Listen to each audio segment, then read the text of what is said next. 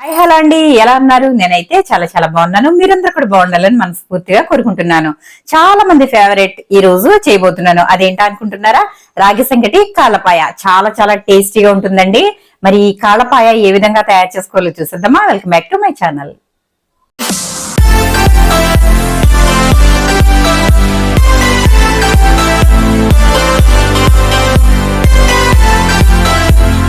ముందుగా నేను ఇక్కడ మేక కాళ్ళను అయితే 4 తీసుకున్నానండి. ఆ తర్వాత వాటిని శుభ్రంగా పైన ఉండే పొట్టంతా కూడా చాకు కానీ లేదంటే ఏదైనా స్పూన్ కానీ పెట్టి బాగా పైనంతా కూడా గీకేసి శుభ్రంగా నీట్గా ఉప్పు వేసి 2-3 సార్లు బాగా కడుక్కోవాలి. ఆ తర్వాత ఇదిగోండి ఈ విధంగా ఉన్నాయి. ఇలా కడుక్కున్న వాటిని చక్కగా మనం కుక్కర్లో వేసి ఒక 5-6 విజిల్స్ రానిచ్చినట్లయితే అవి చక్కగా ఉడికి మెత్తగా అవుతాయి. ఇదిగోండి నేనైతే కడిగేసి శుభ్రంగా పెట్టుకున్నాను కదా. ఆ తర్వాత కుక్కర్ గిన్నె తీసుకున్నాను. కుక్కర్ గిన్నెలో ఈ విధంగా వేసేసి వాటర్ వేసుకోవాలి. ఆ తర్వాత ముందుగా నేను సాల్ట్ అయితే వేస్తున్నాను. 1.5 స్పూన్ అయితే సాల్ట్ వేస్తున్నాను. ఆ తర్వాత దాంట్లో ఒక 3 గ్లాసుల వరకు వాటర్ అయితే వేసి, అంటే ముక్కలు ములగాలండి, ముక్కలు ములిగే వరకు వాటర్ అయితే వేసి బాగా వీటిని ఉడికించుకోవాలి. ఇదే మాదిరిగా ఉడికించుకున్నట్లయితే కనుక చక్కగా మనకి ముక్క అంతా కూడా ఉడికి ఆ బోన్స్ కూడా చక్కగా నములుతుంటే మొత్తం పిప్పి అయిపోతాయండి. అంత బాగా కుక్ అయిపోతాయి. వీటిలో చాలామంది ఈ కాళ్ళ పాయాలోని చింతపండు వేసి వండుతూ ఉంటారండి. చింతపండు వేయకూడదు, ఎందుకంటే మసాలా ఫ్లేవర్ అనేది బాగా ఉండాలంటే చింతపండు అనేది అస్సలు వేయకూడదండి. నేను చింతపండు వేయకుండా ఈ కాళ్ళపాయ చేయబోతున్నాను. ఇదిగోండి ఇప్పుడు ఈ విధంగా మూత అయితే పెట్టేసి దీనిని ఇప్పుడు స్టవ్ మీద పెట్టేసి ఒక 6 విజిల్స్ అయితే రానివ్వాలి. ఒకవేళ బాగా ముదురుగా ఉంటే గనక 6 విజిల్స్ అయిపోయిన తర్వాత తీసి చూసుకుని మళ్ళీ ఇంకొక 2 విజిల్స్ రానిస్తే సరిపోతుంది. నేను 6 విజిల్స్కే కట్టేశాను. అయితే మనం కాళ్ళు ఉడకబెట్టేసాం కదా, 2 చుద్దురుగాని. ఇదిగోండి చక్కగా మెత్తగా ఉడికిపోయాయి. లేతగా ఉన్న కాళ్ళు అనుకుంటండి, చాలా మెత్తగా ఉడికిపోయాయి. ఇదిగో చూసారా, ఇలా తుంచుతుంటేనే చక్కగా వచ్చేస్తుంది. మనకి ఇంకా కూరలో కొంచెం ఉడకనిస్తాం కదా, చక్కగా ఇది ఉడికిపోతుంది. ఇప్పుడు ఇది తీసి పక్కన పెట్టేసుకుందాం. కర్రీ కోసం ఇప్పుడు నేను బాండీ అయితే పెట్టేశాను. స్టవ్ అయితే ఆన్ చేసుకుందాం. ఆన్ చేసేసాను. ఇప్పుడు ఆయిల్ అయితే వేసుకుందాం ఇందులోని.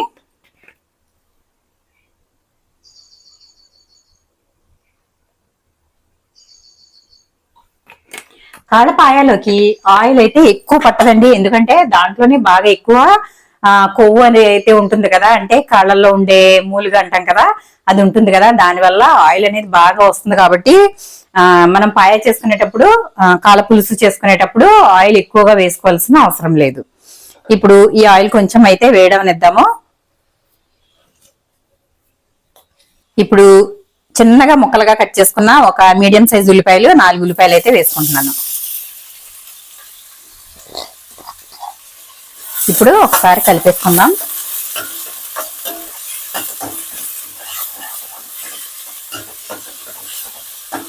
కలిపేసుకున్న తర్వాత ఇది మగ్గనిద్దాము. ఇప్పుడు ఒకసారి చూద్దాము.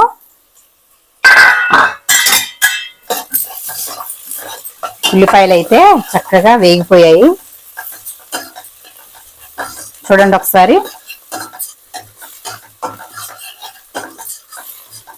ఉల్లిపాయలు వేగిపోయాయి కదా. ఇప్పుడు ఈ వేగిపోయిన ఉల్లిపాయల్లో నుంచి కొంచెం అయితే ఉల్లిపాయలు తీసేసుకుందాం. ఒక గిన్నెలోకి అయితే ఉల్లిపాయలు తీసుకుందాము. అంటే ఇప్పుడు మనం ఒక 4 ఉల్లిపాయలు వేసాం కదా, ఆ 4 ఉల్లిపాయల్లో 2 ఉల్లిపాయలు అయితే కొంచెం తీసేసుకుందాం. 2 ఉల్లిపాయ ముక్కలు అయితే తీసేసుకుందాం. తీసి పెట్టేసాం కదా. ఇప్పుడు ఇందులో పచ్చిమిర్చి ముక్కలు ఒక 4 పచ్చిమిర్చి చీలికలు అయితే వేసుకుందాము. అలాగే ఒక 2 చిన్న బిర్యానీ ఆకులు వేసుకుందాం. మనం కాళ్ళ పులుసు చేస్తున్నాం కదా, దాంట్లోకి బిర్యానీ ఆకులు వేసుకుంటే మసాలా అనేది బాగుంటుంది, అంటే స్మెల్ ఫ్లేవర్ అనేది బాగుంటుంది. తర్వాత అల్లం వెల్లుల్లి పేస్ట్ అయితే వేసుకుందాము. 4 కాళ్ళు తీసుకున్నాం కదా, 2 స్పూన్ల 2.5 స్పూన్లు అయితే అల్లం వెల్లుల్లి పేస్ట్ అయితే వేసుకుందాం. ఇప్పుడు ఇదంతా ఒకసారి కలిపేసుకుందాం.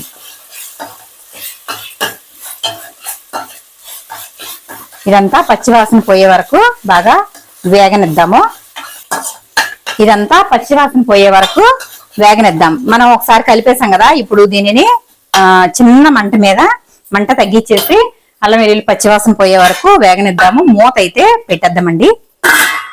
పెట్టేసాం కదా. ఇప్పుడు మసాలా రెడీ చేసుకుందాం. ఇదిగోండి, ఒక 2 చెంచాలు అయితే ధనియాలు తీసుకున్నాను. ఆ తర్వాత 3 చిన్న దాల్చిన చెక్క ముక్కలు తీసుకున్నాను. ఆ తర్వాత ఇదిగోండి ఎండు కొబ్బరి ముక్కలు అయితే ఈ 2 తీసుకున్నాను. ఒక 6 వరకు లవంగాలు, 3 యాలకులు తీసుకున్నాను. ఇప్పుడు వీటిని కొంచెం దోరగా వేయించుకుందాము. స్టవ్ వెలిగించేసాను. దాంట్లో ఇవన్నీ కూడా ఒకేసారి వేసేసి కొంచెం అంటే వేడి చూపిద్దాం. అంటే మనకి వేగక్కర్లేదు అలా అని చెప్పి పచ్చి పచ్చిగా ఉండకూడదు.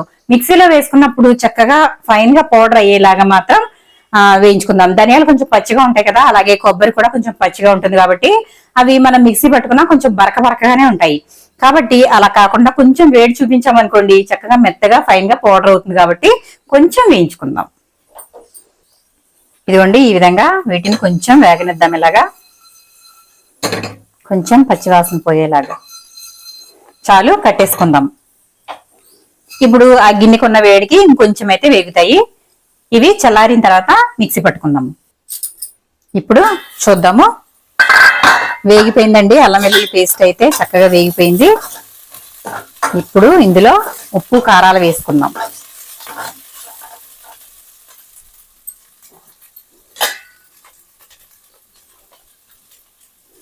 ముందు కారం వేసుకుందాము. మనం ఉప్పు తర్వాత వేసుకుందాం, ఎందుకంటే ఉప్పు మనం కాళ్ళు ఉడకబెట్టుకునేటప్పుడు ఉప్పు వేసాం కదా, కాబట్టి తర్వాత వేసుకుందాము చూసుకుని.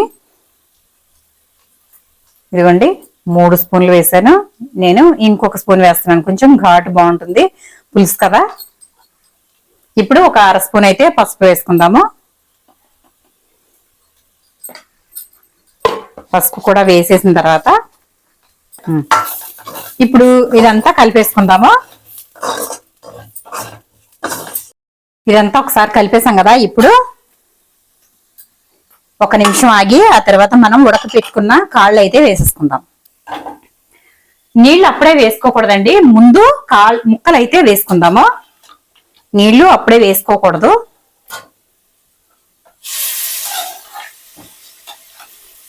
కాళ్ళు ఆరోగ్యానికి చాలా మంచిదండి. చాలా మంది ఎముకల నొప్పులతో బాధపడుతూ ఉంటారు కదా, వాళ్ళకైతే ఈ కాళ్ళు అనేవి చాలా చాలా మంచిది. అలాగే జలుబు చేస్తుంది కదా, జలుబు చేసినప్పుడు అయితే చాలా మందికి బాగా వాటర్ లాగా జలుబు కారిపోతూ ఉంటది. చాలా తీవ్రంగా జలుబు చేస్తుంది కదా. ఒక్కొక్కసారి జలుబు చేసిందంటే మనకి అది వారం రోజుల దాకా తగ్గదు అనే పేరు అని అంటూ ఉంటారు కదా. అటువంటప్పుడు ఈ కాళ్ళు తీసుకొచ్చుకుని మసాలా మంచిగా దట్టించి చక్కగా పులుసు పెట్టుకుని ఆ పులుసు వేసుకుని అన్నం తింటే గనక అస్సలు జలుబు వారం కాదండి, ఒక్క రోజులోనే పారిపోతుంది. ఒక్కసారి ట్రై చేసి చూడండి. ఇప్పుడు కాళ్ళు అయితే వేసేసాం కదా, ఇప్పుడు ఒకసారి కలిపేసుకుందాం.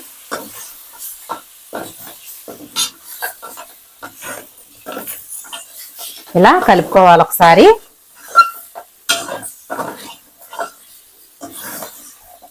ఇలా కలిపేసాం కదా. ఇప్పుడు దీన్ని ఏం చేద్దామంటే మూత పెట్టేసి మగ్గనిద్దాము. మనం తయారు చేసి పెట్టుకున్న మసాలాని ఇప్పుడు మిక్సీ పట్టేసుకుందాం. మూత పెట్టేద్దాము. 2 నిమిషాల పాటు దీనిని ఉడకనిద్దాం. ఇప్పుడు వేయించుకున్న ఈ మసాలా దినుసులన్నీ మిక్సీలో వేసేసుకుందాము. ఆ తర్వాత మనం పక్కకు తీసి పెట్టుకున్నాం కదా ఆనియన్స్ కూడా ఇందులో వేసేసుకుని ఇప్పుడు ఈ రెండింటిని మిక్సీ పెట్టుకోవాలి.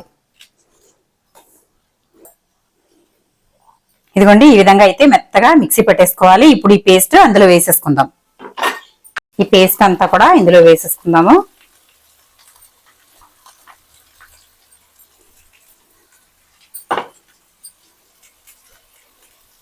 ఇదంతా వేసేసుకున్నాం కదా. ఇప్పుడు ఈ మిక్సీ జార్ లో కూడా కొంచెం వాటర్ వేసేసి దీన్ని పక్కన పెట్టుకుందాము.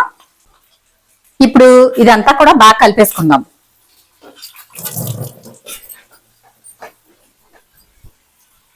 ఇదంతా ఇలా బాగా కలిపేసుకుందాము.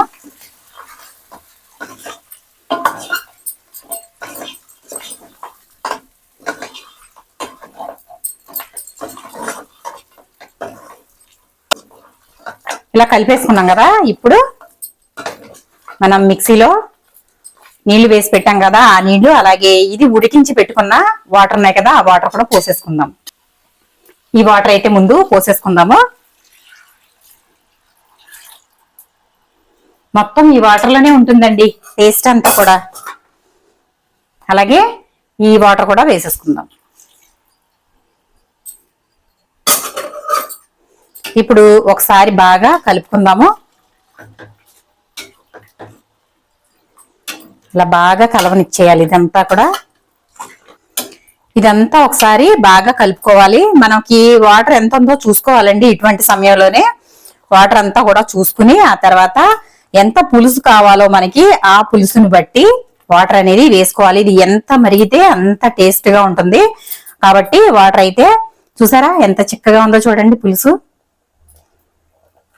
ఇది రైస్ లోకి అలాగే పరోటాలోకి అలాగే రాగి సంగటిలోకి చాలా చాలా బాగుంటుందండి. చపాతీలోకి అలాగే పూరీలోకి దేంట్లోకైనా అద్దరిపోతుంది ఈ పులుసు. ఇప్పుడు ఇంకో గ్లాస్ అయితే వాటర్ వేసుకుందాము. మనకి మరీ చిక్కగా ఉంది కదా, ఇది కొంచెం మరిగితే ఆ టేస్ట్ అనేది బాగుంటుంది కాబట్టి నేనైతే ఇంకా వాటర్ వేసాను. చూసారా, ఇదిగోండి ఇలా అయితే ఉండాలి. ఇప్పుడు దీనిని బాగా ఉడకనిద్దాము. మూత పెట్టేసి ఒక 10 నిమిషాల పైనే దీనిని బాగా కుక్ అవనిద్దాం. మూత పెట్టేద్దాము. ఇప్పుడు మూత తీసి చూద్దాము. నేను ఒక 10 నిమిషాల పాటు అయితే ఉడికించానండి. 5 నిమిషాలు ఏమో హై ఫ్లేమ్ లో పెట్టాను. ఆ తర్వాత ఒక 5 నిమిషాలు చిన్న మంట మీద పెట్టాను. చూసారు కదా, ఆయిల్ అంతా కూడా సైడ్ కి వచ్చేసింది. ఇక కర్రీ అయితే రెడీ అయిపోయినట్లే. ఫైనల్ గా ఇంకా కొత్తిమీర అయితే చల్లేసి ఒక 2 నిమిషాల పాటు ఉంచి ఇంకా తర్వాత స్టవ్ అయితే ఆఫ్ చేసేసుకుందాము. మీకు ఉప్పు ఇలాంటి సమయంలో చూసుకోండి. ఉప్పు తక్కువ అయితే చూసి వేసుకోండి. నేను వేసిన కారాలు మసాలాలు అయితే కరెక్ట్ గా సరిపోతాయి. స్పైసీ అనేది అయితే పర్ఫెక్ట్ గా ఉంటుంది. ఇంకా కారం అయితే వేసుకోక్కర్లేదు. చూడండి, కలర్ కూడా మంచి కలర్ గా కనిపిస్తుంది కదా, కాబట్టి కారం వేసుకోక్కర్లేదు. ఉప్పు అయితే సరి చూసుకోండి. ఇంకా ఒక 5 నిమిషాల పాటు కూరని కుక్ అవనిచ్చేసి కట్టేద్దాము. ఒక 5 నిమిషాలు అయిన తర్వాత కట్టేద్దాం. ఫైనల్ గా మన కాళ్ళ పులుసు, కాళ్ళ పాయ అయితే రెడీ అయిపోయింది. ఒక్కసారి చూడండి. చూసారా ఎంత బాగుందో చూడండి. అసలు మీకు ఇక్కడే పెట్టి చూపిస్తాను. స్టవ్ అయితే నేను ఆఫ్ చేసేస్తున్నాను. ఇంకా రెడీ అయిపోయింది కదా మన కాళ్ళ పులుసు. ఇదిగోండి మన పులుసు అయితే చక్కగా ఎంత బాగుందో చూసారా. చక్కగా నోట్లో పెట్టుకుంటే కరిగిపోయేలాగా మన పీసెస్ అయితే చక్కగా ఉడికిపోయాయండి. ఇదిగోండి కాళ్ళు, అసలు బోన్స్ ఎంత బాగుందో కదా పులుసు. మరి ఇంకెందుకు ఆలస్యం, మన రాగి సంగటితో టేస్ట్ అయితే చేసేద్దాము. రాగి సంగటిలో చేసుకుంటున్నాం కాబట్టి మనకి ఈ మాత్రం పులుసు అయితే ఉండాలండి. ఎందుకంటే పాయా అంటే ఇందులో ఈ పులుసే మెయిన్ కాబట్టి ఈ పులుసు అయితే కొంచెం ఇంత ఉండాల్సిందే. కాబట్టి నేనైతే ఇంత పులుసు అయితే పెట్టాను. చూసారు కదా, ఇదిగోండి ఎంత బాగుందో కదా పులుసు అయితే. చాలా చాలా యమ్మీగా అయితే తయారైంది. ఇంకెందుకు ఆలస్యం, మన రాగి సంగట్లోకి అయితే టేస్ట్ చేసేద్దాం.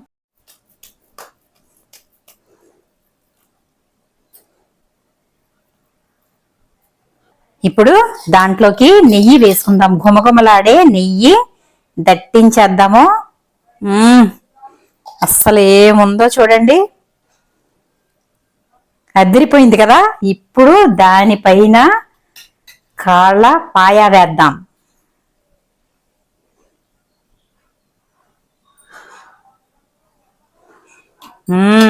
నోరు ఊరుతుంది కదా. ఇంకెందుకు ఆలస్యం, మీరు కూడా తప్పకుండా ట్రై చేయండి.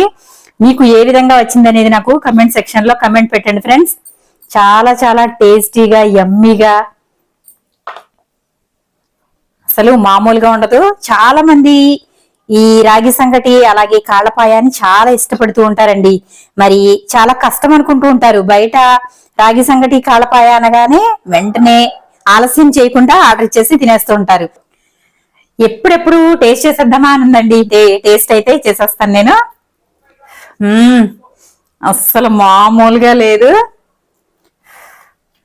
వేడివేడిగా ఉందండి. కానీ ఇలా వేడివేడిగా తింటుంటేనే దాని టేస్ట్ అనేది తెలుస్తుంది. చూసారు కదా, నాకైతే నోట్లోంచి నీళ్ళు వచ్చేస్తున్నాయి.